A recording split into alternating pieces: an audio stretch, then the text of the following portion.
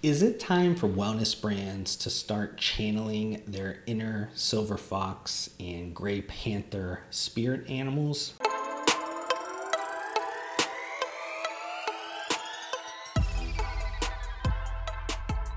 Aging populations are approaching getting older, radically different than previous generations. But despite that, wellness brands are still overlooking them. Now, on a business front, that oversight is just a ton of missed opportunity. But on a societal level, it's also not helping a lot of what's happening with senior care costs and the crisis that's happening as the population ages. But the truth is, today's retirees are starting businesses again. They're traveling extensively, at least until COVID hit.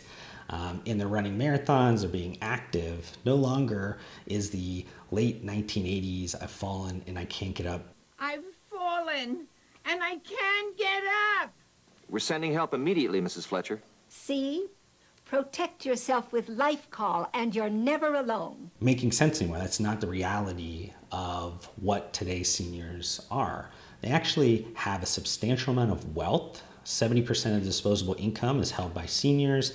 They have a lot of interest in just longevity. They're putting that money towards and spending towards nutrition, fitness, and health modalities. But all that being said, the senior market only attracts about 10% of the marketing dollars and 1% of the global innovation. Everyone from Peloton to Apple are really kind of focused on one kind of demographic or social graphic called Henry, which stands for high earner, not rich yet. If you don't fit into that kind of Henry psychographic and kind of demographic space, you're an afterthought. You're not somebody that they really focus on, and that's a mistake. But it is changing because a lot of startups and existing brands are starting to focus on seniors because they're realizing that they are now more active, they're more vivacious, and a more connected group overall that deserves the same empowering, aspirational attention that was lauded to a lot of the younger consumers. In fact, this silver economy has brands racing to appeal to these older demographics. There is about 72 million US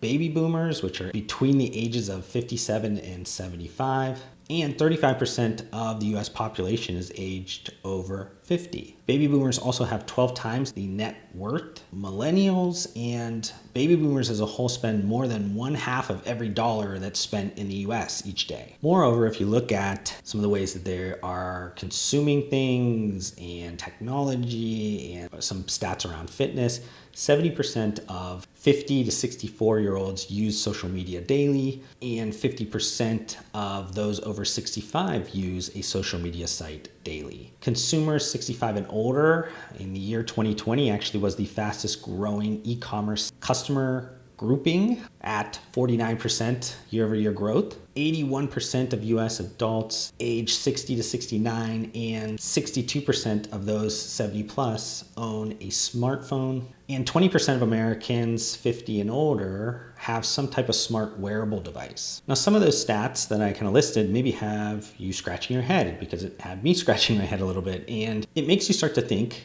baby boomers and millennials are starting to mirror each other a little bit in terms of their lives, their interests, the way that they act. They're both adopting healthy lifestyles. And you're starting to see this in some like mirroring effect that's happening with some startups. If you look at like telemedicine and you look at like Hims Hers, which is a telemedicine company that provides a bunch of resources. They provide you access to a doctor to get prescriptions about maybe some taboo subjects, both on men's and women's wellness and personal care subjects.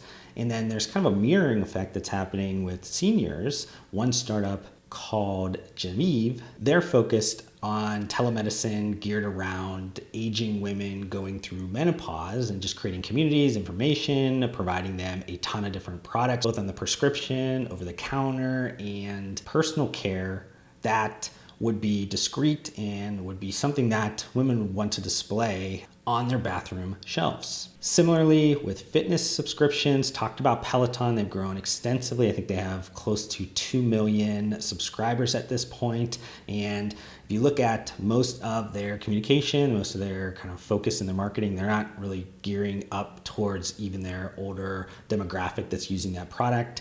But there is a ton of like mirroring that's happened on the startup side with something like Mighty Health and a company called Bold, which both have raised significant capital recently, and they are focused on senior personal training and nutrition platforms. Talking about nutrition and just kind of rolling this into nutritional supplements, no longer is it just those tired legacy brands offering the same kind of tired, boring supplements and the way the packaging looks to that silver economy. You're now having startups that are focusing specifically with the silver economy. Even some startups like Ritual, which does subscription vitamins, they now have a 50+ vitamin subscription model. You look at a meal replacement that has traditionally been really locked, that market's been locked in by Boost and Ensure. There's a company called Perennial, which is focusing more on the plant-based side of meal replacements that are geared towards the older generations. And even a sports nutrition brand like Optimal Nutrition did create a Fit 40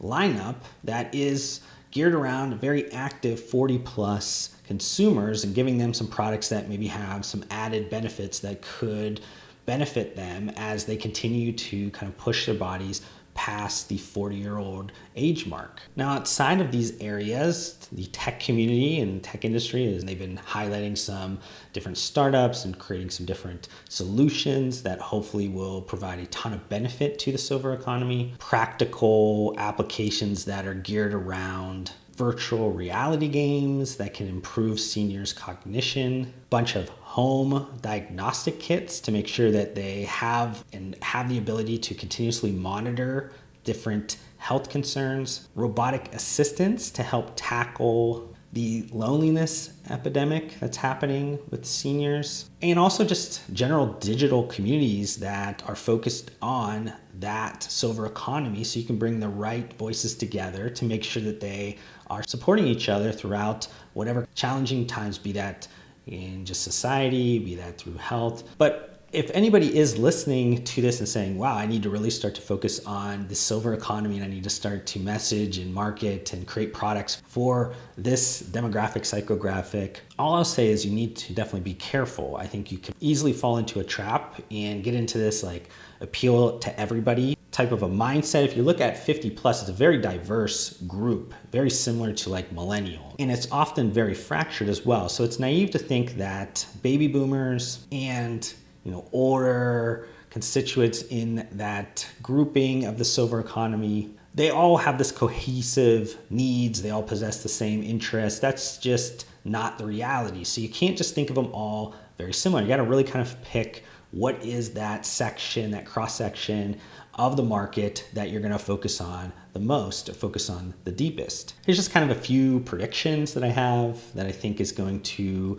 become more and more strong in the market. I think you're going to see a lot more like legacy CPG brands start to offer specific products and invest a ton of resources towards the senior market. I also think you're going to see large CPG portfolios start to utilize some age diverse, over 50 type social media influencers, looking at this also as just not even social media, but just influencers as a whole. You're going to look at some of the celebrities that are used. Anybody from a brand ambassador standpoint are going to be more aligned with the realities of what the market makeup is today. And I think you'll see more wellness startups seeing a ton of opportunity in the market. There's going to be a lot of scraps that are going to be left on the table by these large companies, and you're going to see them focusing a ton on personalized wellness space with touches of more prevention and management solutions for chronic illnesses such as diabetes and heart disease. Just want to end some final thoughts on this video.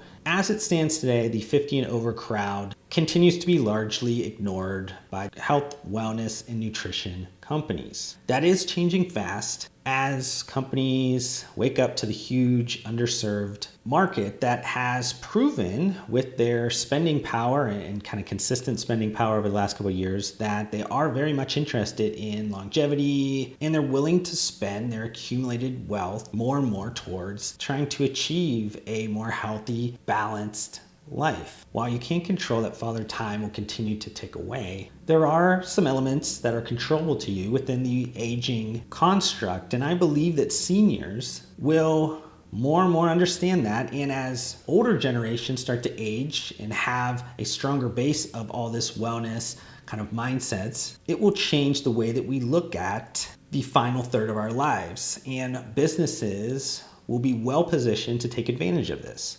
Thank you so much for watching this video. If you want to help support me, make sure you guys hit that thumbs up button on this video. If this is the first time you've been introduced to my videos, would love for you guys to be a part of my community by subscribing to my channel. I upload several videos just like this weekly. And if you guys want to connect further outside of this platform, I do include all of my social media links down below. I just want to thank you guys again for your time. Hopefully I gave you some value in return, and we'll see you guys on the next video.